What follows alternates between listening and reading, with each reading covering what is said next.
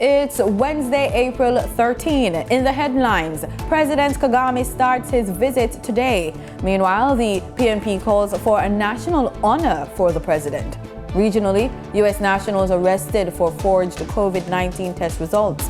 And in sports, Reggae Girls cement their spot in the final round of the World Cup qualifiers. This is the news on PBC Jamaica. I am Simone Absalom Gale.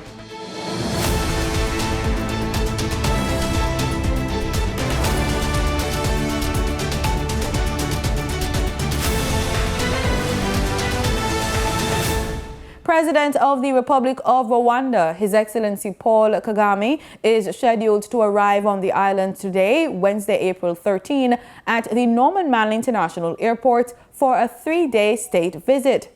While in Jamaica, President Kagame is expected to call on Governor General Sir Patrick Allen and will meet with Prime Minister Andrew Holness and other government officials. According to his schedule, President Kagame will take part in the launch of Jamaica 60 on the lawns of Jamaica House on Wednesday at 8 p.m. On Thursday, President Kagame will give a presidential address at a special joint sitting of the Houses of Parliament at 2 p.m., followed by a floral tribute at the shrine of the Right Excellent Marcus Garvey at 3:15 p.m. He will cap Thursday's proceedings with a state dinner hosted by Governor General Sir Patrick Allen and Lady Allen at 8 p.m. On Friday, there will be a bilateral meeting and a joint press conference at the office of the Prime Minister at 10 a.m. This will be followed by a meeting at the Jamaica Pegasus Hotel at 1 p.m. President Kagame will then depart for Rwanda. Rwanda is situated in Central Africa and bordered to the north by Uganda, east by Tanzania, south by Burundi, and to the west by the Democratic Republic of Congo. Its capital is called Kigali. It has 5 volcanoes and 6 main water bodies with vegetation that ranges from a dense equatorial forest in the northwest of the country to the tropical savanna in the east. President Kagame, who took office in 2000, is Rwanda's 6th president. Meanwhile, the Shadow Minister of Foreign Affairs and Foreign Trade, Lisa Hanna, is calling on the government to bestow the highest accolade that can be extended to any head of government, the Order of Excellence, on behalf of the people of Jamaica. In a press release issued by the People's National Party, PNP, Ms. Hanna noted, quote, President Kagame has led his country with humility and distinction to overcome devastation, which is a testament to his courage, dedication, and vision for his people. His strategic policies have encouraged rapid economic growth and social stability in Rwanda. Furthermore, his steps have helped to strengthen the positive global impact of Africa in the eyes of the world. There's much we can learn from his example. End quote. Looking ahead, as President Kagame takes over chairmanship of the Commonwealth, Ms. Hanna says, quote, we anticipate that his voice and activism will forge a new era of progress within the Commonwealth when he assumes the chairmanship and increases the process of regional cooperation and integration, especially within the developing world. I hope President Kagame's visit will continue to help build the bridges of collaboration, partnership, and solidarity between the people of the Caribbean and the continent of Africa. End quote. Opposition spokesman on energy Philip Paulwell is concerned that Jamaicans could be saddled with higher electricity costs if the Jamaica Public Service Company, JPS, goes ahead with plans to replace 117 megawatts of existing capacity. He made this assertion during his contribution to the sectoral debate in the House of Representatives on Tuesday afternoon. Mr. Paulwell noted that lawmakers reviewing the 2015 Electricity Act want the right of first refusal clause in electricity license to the JPS removed. That clause grants the JPS the right to replace its generating units when they become due to be retired. Mr. Paulwell questioned the move by the JPS to replace the generating capacity ahead of the amendments to the Electricity Act, arguing that it could result in further financial burdens for JPS customers. The demand for electricity has been falling, especially since COVID-19. It is likely to continue to fall as many customers move their business to other sources. So, firstly, will there be enough demand to justify the addition of this new capacity to the grid, even though it's replacing some existing ones? Will the already overburdened JPS customers have to pay the fixed capacity charges, even if the plant is not called upon to produce any electricity? Once they have a power purchase agreement, all of those capital charges must be borne and passed through to the consumers. Will the JPS customers have to meet the commitment for fuel charges as another take or pay arrangement is in place? Why would the alternative fuel be ADO when we know that HFO, heavy fuel oil, is the cheaper source?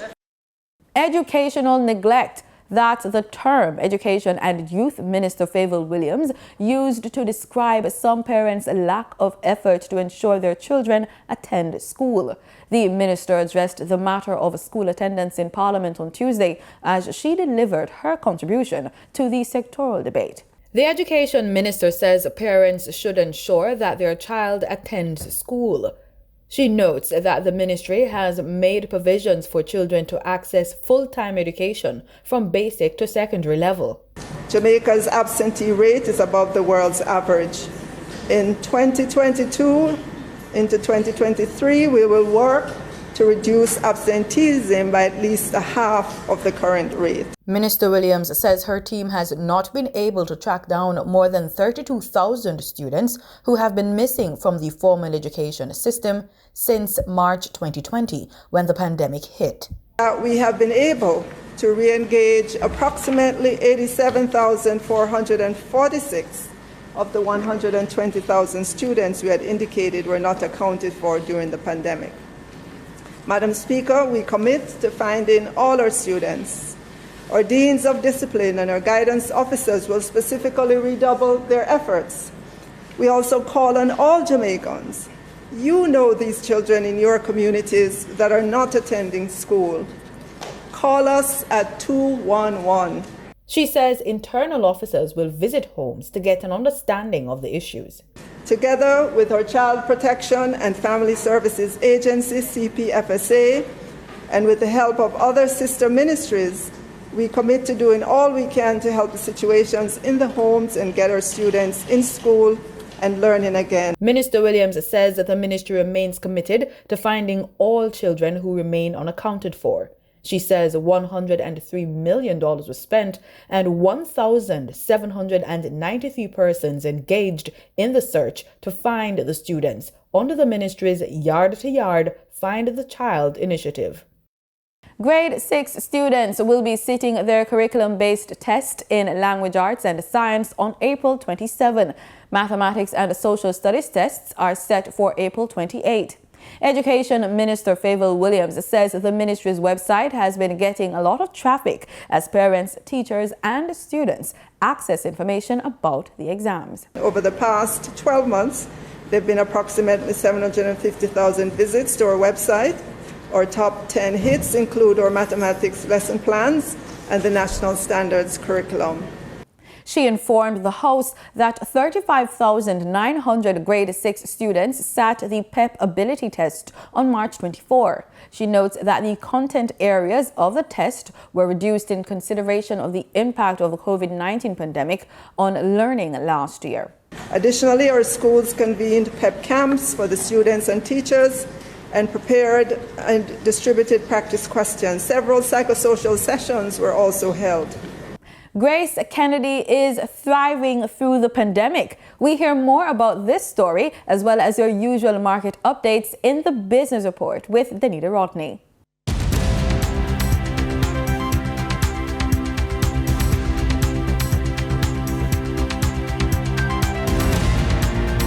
GraceKennedy, if you look at our vision, is to be a global consumer group.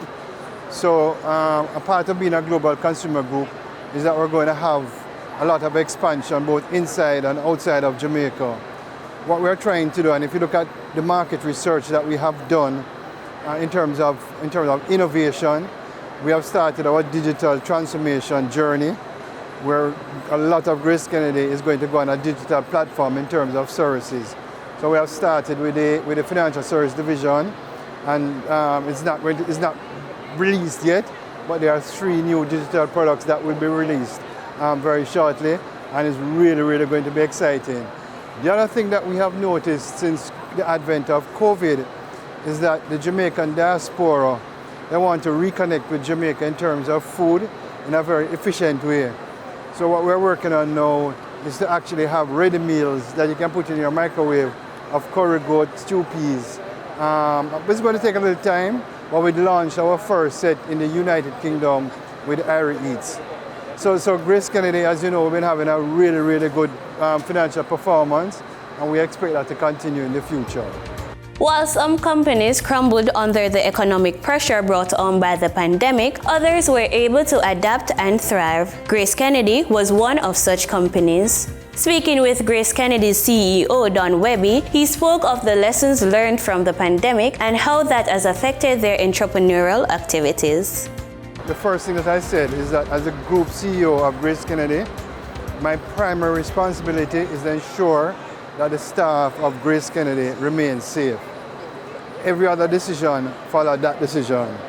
And when we did our employee engagement, in terms of how motivated our staff is, we got one of the highest scores, or we got the highest score in the history of the company. So the international benchmark for employee engagement is 65, we were at 71. And I reflected on that, and I reflected on our performance, and I said that profitability and employee engagement is closely correlated. In other words, if you want a good, profitable, strong company, you have to ensure that your employees are engaged. The other thing that it taught us is that you have to be innovative, you have to be agile. So for example, digital remittances. We had projected to do digital remittances in a year or 2. We did it in 6 months, and it was up 80% during COVID. High-low online was done in a short space of time. So it's just to be focused, be caring to your staff, and you'll have a good company performance. Corporate social responsibility was huge for us in terms of feeding the students at the University of West Indies and generally giving back to our society. We always do it, but we stepped it up a lot during the COVID period. He also spoke of the company's plans to expand in varying ways, both locally and regionally. We are always looking to expand in Jamaica. That expansion will come in the form of our digital expansion through our GK1 platform, and we're looking to expand our Western Union brand. We're looking to expand First Global brand. And generally our food business, we have a number of new products that we're going to be launching for the Jamaican consumer. Regionally, we have expansion. The other thing that I should mention that we're going to be expanding in terms of Jamaica is our manufacturing sector. We have about 6 or 7 plants. We just put in a new one, relatively new one, 2 years ago at Denby, where we are canning our own ackee, doing our own jerk sauce out there, and exporting. And we're going to be increasing our presence with the farmers, our Hounslow processing, and our Denby plant. So manufacturing is going to be a key strategic driver for the GraceKennedy group of companies going forward. Regionally, we are looking at some potential acquisitions, primarily in the financial services space. As you know, we bought Scotia Life last year, and we're looking at expand that platform for Scotia Life. We have renamed the company GK Life, and that company is actually doing very well. In foreign exchange trading for Tuesday, April 12, the US dollar sold for an average of $155.66. The Canadian dollar ended trading at $123.57. The pound sterling traded for $204.73, and the euro sold for an average of $168.78.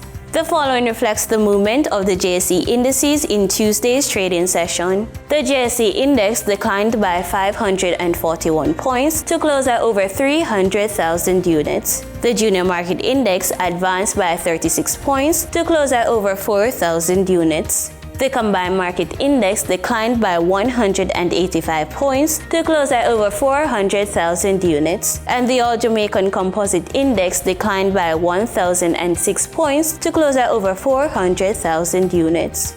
Overall market activity resulted from trading in 108 stocks, of which 51 advanced, 39 declined, and 18 traded firm. Stocks advanced for 138 Student Living Jamaica Limited, 1834 Investments Limited, and 138 Student Living Jamaica Limited Variable Preference. Stocks declined for Berger Paints Jamaica Limited, Blue Power Group Limited, and CAC 2000 Limited. Trading firm were Barritas Investment Limited, CAC 2000 9.5% cumulative redeemable preference shares, and Edufocal Limited. Edufocal Limited was the volume leader with over 8 million units, followed by Wigton Wind Farm Limited ordinary shares with over 5 million units and Trans-Jamaican Highway Limited with over 3 million units. In regional stocks on the Trinidad and Tobago Stock Exchange, Clico Investment Fund was the volume leader trading over 15,000 shares, followed by Calypso Macro Index Fund with 5 shares. On the Barbados Stock Exchange, Government of Barbados Bond Series B was the volume leader with over 11,000 shares. They were followed by Goddard Enterprises Limited, which traded over 9,000 shares. In market data for oil prices rose more than 2% today after Moscow said that peace talks with Ukraine had hit a dead end. Brent crude rose by $2.26 or 2.2% to $106.90 a barrel, and West Texas Intermediate crude gained $2.02 or 2% to $102.62 a barrel. And that was the business report on PBCJ. I'm Danita Rodney.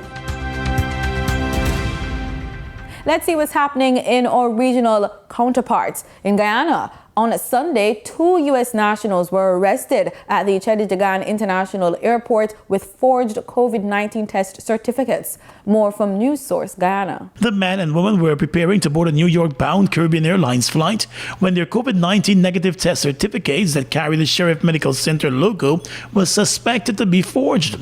In a statement, the police said after airport officials suspected the documents to be forged, they contacted the Sheriff Medical Center, and based on the center's records, it was found that the certificates were indeed forged copies. The two were detained and handed over to the police for questioning, but later released on bail as the investigations by the police got underway.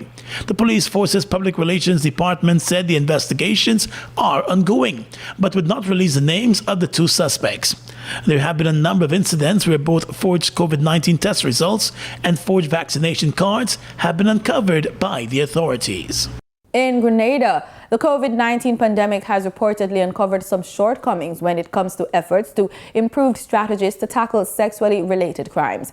Now, an improved measure is being put in place to make reporting these crimes more accessible to everyone. Christina John has the details. The scourge of GBV is real and it must end. It is everybody's business, and this must be understood by all. These heinous crimes against women and children must no longer be tolerated. As communities, we must stand up and take a stance against violence. That was Nicole Neva-Pitt, head of the Gender-Based Violence Unit within the Ministry of Social Development and Housing. Speaking during Friday's launch of the Special Victims Unit 400 hotline number, Ms. Pitt believes with the strategic placement of these billboards as a stakeholder, they will educate and inform the nation while also encouraging action. Women's Health and Life Experience Survey conducted in 2018 here at home indicated that the lifetime prevalence of physical and or sexual intimate partner violence in Grenada is 29%.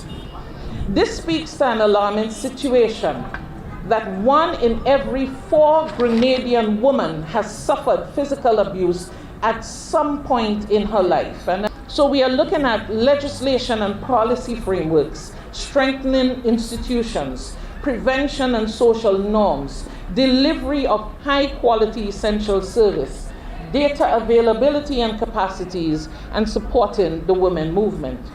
COVID-19, she indicated, has uncovered some of the deficiencies and gaps in the system, which calls for more effort and improved strategies to tackle sexual crimes. Officer in charge of the Criminal Investigation Department, Superintendent Kenneth Gill, says just like a 911 call, anyone can call the 400 hotline number to report any act of violence or other forms of sexual crimes or abuse. Officer in charge of the Special Victims Unit is Inspector Maureen John. This opportunity to sound a warning to all such persons that we will not condone such behaviors. We will not sit idly by as the future of this nation is being destroyed daily. We will continue to be a voice for those who are unable to be a voice for themselves. This 400 number will create an avenue for the voiceless. For with or without money or credit on their mobile phones, they can access help by just dialing this number.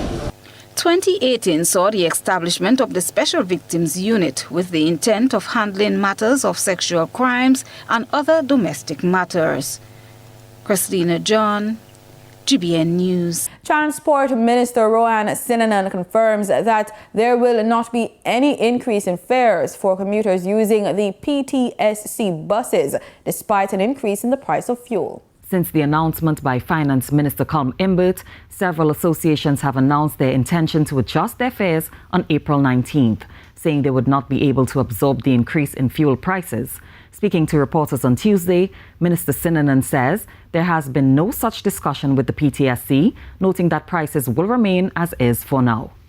They will obviously, for the buses that work with the diesel, there will be an increased cost to the PTSC for that. However, going forward, PTSC fleet, we are looking at the electric fleet. We have just commissioned a CNG station as well in Port of Spain. So we are looking at alternative modes of fueling the buses. But at this point in time, there's no consideration of any increase in the cost of transportation by PTSC. Mr. Sinanan adds that electric buses are being considered for purchase, which would ease the burden of fuel costs for PTSC. The government is looking in terms now of acquiring 300 buses. Only this morning I had to speak to the team that is negotiating that. And we are looking in terms of going into the electric buses. So, yes, there will be some increase to PTSC. But as we're all aware, PTSC is a heavily subsidized transport system, and our aim is to make that mode of transportation the number one mode of transportation, but it has to be a lot more efficient. New details have emerged on the construction of a new prison facility announced by the National Security Chief last month. Our news in the Bahamas has the details. The Davis administration is hopeful that construction on a more than $40 million high-medium prison facility will begin later this year, according to Minister Responsible Wayne Monroe. He said the goal is for the facility to be completed in 2 years. We have approval for a negotiation to begin between the Ministry of National Security, the Ministry of Finance, and a public-private partnership vendor on the assumption that that is successfully done. And we would hope to begin, if not later this year, early next year, with a projected construction time of 18 to 24 months. This project comes 2 months after Monroe announced plans for the new facility. That facility is expected to house around 700 inmates and will be steel fabricated, which he said will make it harder for inmates to hide contraband. Prime Minister Philip Davis said since taking office, improving the conditions of the prison has been at the forefront of his mind. We want to create spaces which conform to the best international practice for incarceration, rather than to be counted among the worst. The Prime Minister's comments came while addressing an empowerment seminar for Department of Correctional Services officers. In that address, he affirmed his administration's zero-tolerance approach to prison officers who aid in prisoners sneaking in contraband. How can we ask inmates not to break laws when they know that some officers do? It's a sentiment echoed by the National Security Minister, who said they've seen a decrease in smugglings in the prison. However, he says they've seen the emergence of a new issue. They now scan clothing in where contraband was coming in the shoes. I'm told that that's basically cut out the smuggling in. Now we're concerned with people throwing drugs over the wall, contraband over the wall, and prison officers who are the only ones with free movement retrieving them. Reporting for Our News, I'm Berthany McDermott. In sports, Jamaica has advanced to the final round of the Women's World Cup qualifiers after beating the Dominican Republic 5-1 in their final first-round group game at Guyana Park on Tuesday night. Khadija Shaw led the way with a brace in the 79th and 93rd minutes, while goals from Jody Brown in the 15th, Trudy Carter in the 40th and Tiffany Cameron in the 60th ensured that they will be in the final round in Mexico with a chance to qualify for back-to-back World Cups. Catherine Gonzalez scored the lone goal for the visitors in the 24th minute. Jamaica topped Group C with 12 points, ending the first round stage with 4 straight wins. The Reggae Girls will know their final round opponents when the draw for that phase commences on April 19. GraceKennedy's 876 Blue Mountain Spring Water is now a club sponsor and hydration partner for the Jamaica Premier League. The move was announced on Monday during a media briefing at GraceKennedy's offices. Director of Professional Football Jamaica Limited, Donovan White, says it's a good move. I know Grace has always supported football in Jamaica and supported some of our clubs in the Premier League. And so for you to take this step to bring 876 Water on board of the Jamaica Premier League, not just as a club sponsor, we're now on the chest of Iron Gardens, one of our top clubs, but also as our hydration partner.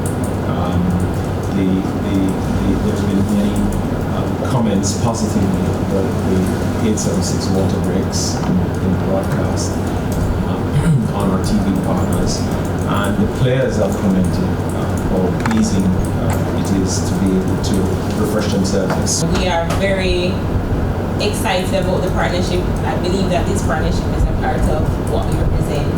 The development of youth and in particular football is very important to not just 876 Spring Water, but to GraceKennedy. Barbadian-born England fast bowler Jofra Archer is putting his full backing behind the promotion of Barbados' indigenous sport of road tennis by becoming a goodwill ambassador for the discipline.